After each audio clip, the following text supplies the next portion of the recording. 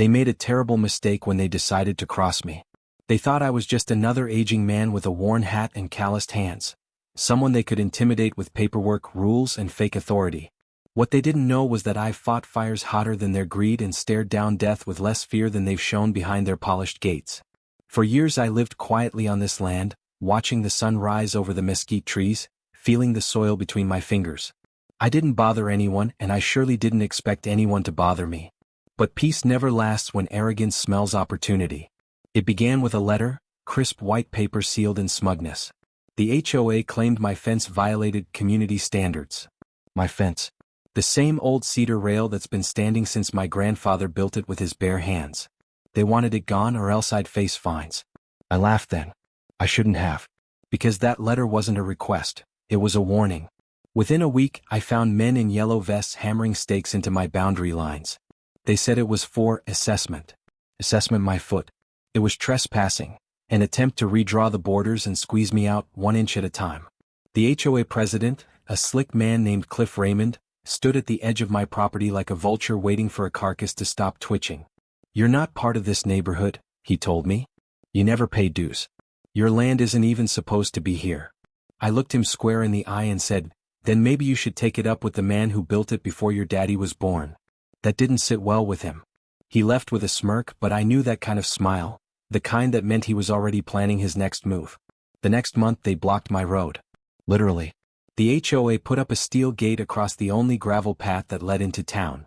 I woke up one morning to find it welded shut with a shiny lock I didn't own. The nerve. I called the sheriff, who told me it was a civil matter. Civil my foot. They might as well have drawn a gun. For a few days I hauled supplies through the back trails, an old hunting path that twisted through the brush. It wasn't easy, but I'd done harder things. Still, every time I looked at that gate, it wasn't just metal, it was a message. They wanted me gone. But what they didn't realize was that this land wasn't just mine by deed, it was mine by blood. My father, Jesse Sr., fought for it after the war. He built our home board by board, long before developers ever dreamed of putting up stucco palaces and manicured lawns. I wasn't about to let some clipboard cowboys erase that. So I started digging. Not in the ground, but in the records. Every county office, every archive, every dusty drawer that smelled like paper and time. What I found made my blood run cold, and then hot with fury. Turns out, years ago when the HOA formed, the developer had filed a boundary adjustment that accidentally swallowed up part of my property. My family's land. Only one problem: the adjustment was never finalized. The document wasn't signed by a county judge. Meaning, legally my land stood untouched. The HOA had no claim. But they'd been collecting fees and pretending authority over an area they never owned. I didn't say a word. Let them think I was beaten. Let them think I was tired. Meanwhile I made copies, deeds, surveys, maps, and tucked them away. Then I visited an old friend from my firefighting days, Randy Holt, now a lawyer with more grit than polish. He laughed when he saw the papers. "Jesse," he said, "they've built half their playground on your soil." That's when I smiled. Because fire may burn, but revenge smolders until it's ready to roar. The HOA didn't slow down. They doubled the fines, plastered violation notices on my gate, and even sent a tow truck to haul off my old pickup, claiming it was abandoned property. I caught them halfway down the drive. The driver looked at me, saw the shotgun resting by my porch, and decided maybe it wasn't his day to die over someone else's bad paperwork. Then came the cameras. They mounted little black eyes on poles along the road, aimed right at my ranch. "For community safety," they said. What community? I was the only one out here who actually worked the land. The rest lived in air-conditioned bubbles, terrified of dirt. One night I took a walk under the moonlight. The wind was still. The grass whispered. And there, by the fence line, I saw the red blink of one of their cameras. I stared at it, tipped my hat, and gave it a smile that said, "You've got no idea what's coming." Weeks turned to months. The HOA grew bolder. They fenced the entire block, redefining the community perimeter, including my entrance. I woke up one morning trapped inside my own land. That's when I called Randy. "Time to light a fire," I said. We filed the paperwork quietly, petitions, ownership claims, historical preservation applications. While they were busy throwing barbecues and handing out citations, I was buying up the pieces they didn't notice. Old parcels left unpaid, forgotten by the county. Little by little, I stitched together a legal patchwork that would choke them from the inside out. When the county surveyor came out again, it was official. Not only did I still own my ranch, but now I owned the land beneath their shiny gate. The only gate in or out of their neighborhood. I didn't gloat. Not yet. I just hung a new sign by the road that read, "Private entry, trespassers will be billed." The next morning, chaos. Cars lined up, residents honking, HOA board members shouting. Cliff Raymond stormed up my drive, red-faced. "You can't block our access," he barked. I leaned against my fence post, calm as a Sunday breeze. "Funny," I said. "That's what you told me." He waved a stack of papers. "We'll sue." I tipped my hat. Good. My lawyer loves paperwork. But this wasn't about revenge anymore. It was about justice and history. My father's name, my family's sweat, and the dirt they tried to steal. The county court didn't take long once the evidence came out. Every illegal action the HOA took, the fencing, the gate, the cameras, all voided. Their fines were refunded. My property restored, protected, and exempt from their reach. Cliff was forced to resign. Most of the board followed, slinking away like thieves caught under a porch light. But I wasn't done yet. Because in the process of reclaiming what was mine, I'd bought more than land. I'd bought the empty lot right next to their clubhouse, the one they'd planned to turn into a community park. You can guess what I did with it. I built a tall iron fence around it, slapped up a new sign. "The Rancher's Rest, private property."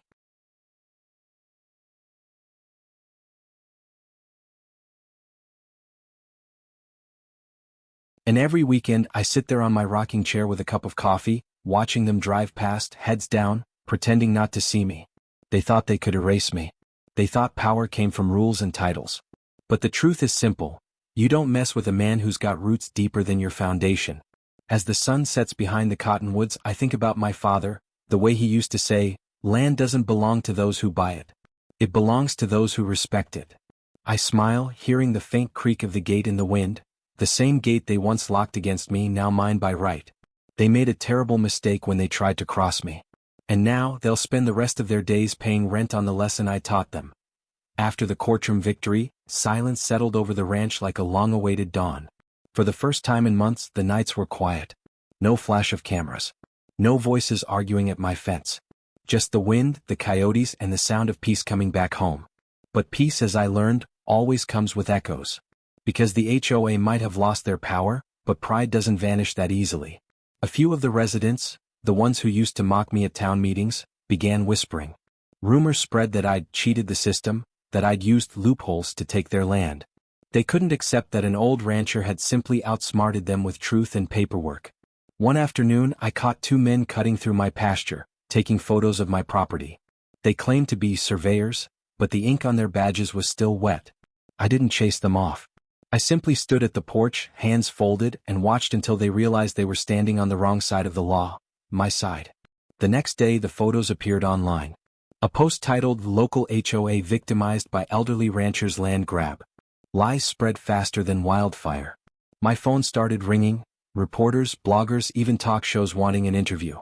I said nothing. Silence sometimes burns louder than words. Then came the letter from the bank. Turns out, the HOA had used community funds to fight me in court. With the case lost and debts piling, their accounts were frozen. The new interim board begged me to negotiate access through my land so residents could reach the main road again. I thought about it for a while. They wanted access? Fine. I offered a lease agreement, $1 a year, payable in person, and with a signed acknowledgement that the land was Jesse Ray Ranch property. Most of them signed. A few refused, calling it humiliation. But they still had to drive through that gate every morning, my name shining on the brass plate beside it. I didn't take pleasure in their discomfort. I took pride in justice. Weeks passed. The air grew colder. I spent my evenings fixing fences, oiling the old tractor, and sitting by the fire with Randy whenever he came by. "You realize you've become a legend," he told me one night. I chuckled. "Legends are for dead men. I'm just a man who refused to move." He grinned. "That's what legends usually say." But deep down I knew he was right. Folks in town started waving at me again. Even the sheriff stopped by to apologize for not getting involved sooner. It wasn't about fame, it was about respect, something that had been missing for far too long in a world full of quick deals and easy greed. One morning as I was checking the cattle, I saw a car parked near the old oak tree by the road. A woman stepped out, probably in her 40s, nervous but determined. She introduced herself as Melissa Raymond, Cliff's sister. "I came to apologize," she said. "My brother, he's lost everything. His job, his house, his reputation. But he wanted me to tell you, he knows now he was wrong." I studied her face. She wasn't lying. "Tell him I don't hold grudges," I said quietly. "But I don't forget either." She nodded, tears in her eyes, and drove off. For the first time I felt a strange kind of peace, not the victory kind but the closure kind. The ranch thrived again.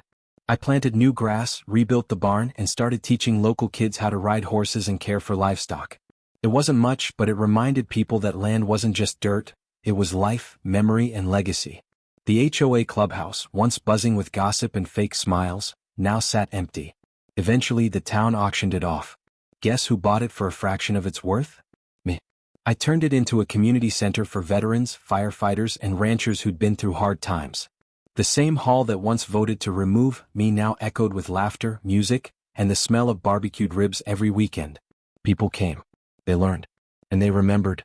Sometimes at sunset I still drive past the gates, my gates, and think about everything that happened. The battles, the paperwork, the loneliness. But I do it all again because some things are worth fighting for, not out of pride but because if good men stay quiet, the wrong kind of people take over. As I sit on the porch watching the horizon, I smile to myself. The grass sways, the fences stand tall, and the sign still gleams under the fading light. Jesse Ray Ranch, IST 1949. And underneath it, smaller letters read, "Private land, public lesson." Years rolled on, and the dust of old wars settled into stories told over coffee and campfires. The ranch stood stronger than ever, fences repaired, barns rebuilt, and the land breathing again under open skies. But even peace can grow lonely. The world around me kept changing.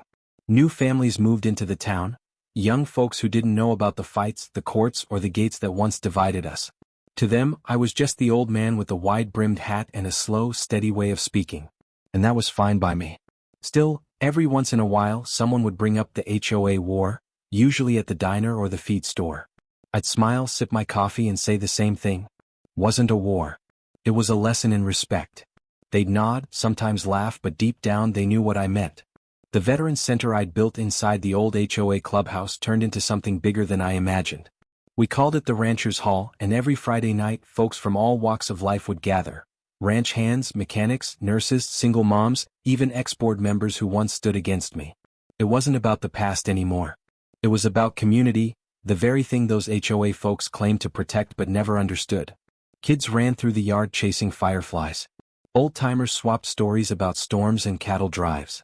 And on some nights, when the stars were clear and the music was slow, I'd see faces from the old days, men and women who'd once glared at me now smiling across the barbecue pit. Strange how time softens edges. One afternoon I got a letter in the mail with a county seal. For a moment my heart sank. Old habits die hard. But when I opened it, the words made me grin. The county had voted to name the dirt road leading to my ranch Jesse Ray Way. I sat on the porch for a long time after that, the paper resting on my knee. I thought about my father, how proud he'd be. I thought about all the nights I'd nearly given up, wondering if the fight was worth it. And then I realized something simple. The fight wasn't about land or fences. It was about standing your ground when it matters, because if you let one man take what's yours, the next one will take twice as much. Months later, I got a visit from a young reporter barely out of college. She wanted to write a story about the man who beat the HOA. I laughed at that title. "Ma'am," I said, "I didn't beat anyone. I just reminded them that land doesn't bend to paperwork, it bends to purpose." She asked me what I'd learned from it all. That I leaned back in my chair and watched the sun dip behind the ridge. I learned that silence can be louder than shouting, that roots are stronger than rules, and that respect isn't given by titles, it's earned by truth. She wrote that down carefully, thanked me, and left. A week later the story went viral, but not because of the fight. People were drawn to the message. Ordinary folks who'd been bullied by systems, corporations, or neighborhood boards found hope in a rancher who refused to bow down. Letters started coming from all over the country, people thanking me for standing up, for reminding them that decency still mattered. Some even drove hours just to see the ranch and take a picture by the gate. I never charged them a thing. I just told them the same words my father once told me: don't let them take your peace and they'll never take your power. The last time I saw Cliff Raymond, it was years later in town. His hair was gray, his suit gone, his pride deflated. He came up to me with that same slow walk of a man who's been carrying guilt too long. "Jesse," he said quietly, You were right. I tipped my hat. Took you long enough to say it. He smiled almost shyly. You still sitting by that gate? Every evening, I said. You should stop by sometime. And he did. Not that day, but eventually. He showed up one summer evening helping flip burgers at the Veterans Cookout. Nobody said a word about the past. Sometimes forgiveness doesn't need to be spoken. It just needs to be lived. Now, when I wake up to the morning sun cutting through the mist, I feel something I hadn't in a long time, peace that comes from closure. The land hums with life. Horses graze where the fences once divided. The sign at the entrance gleams brighter after every storm. Jesse Ray Ranch, home of honor and heritage. And just below it a smaller plaque. In memory of all those who stood their ground when it mattered most. The HOA is long gone now, dissolved, forgotten, buried under its own greed. But the land remains. The lesson remains. I sit on my porch swing, hat low over my eyes, listening to the wind moving through the grass. Somewhere out there a coyote howls, free, fierce, untamed. Just like the land, just like me. They thought they could fence me in, they thought power was paperwork. But power was never theirs to take, because real strength comes from knowing when to stand and when to stay silent. And in the end, I didn't just keep my land, that I kept my peace. And that's worth more than any gate, any rule, or any crown ever built by men who forgot what freedom feels like.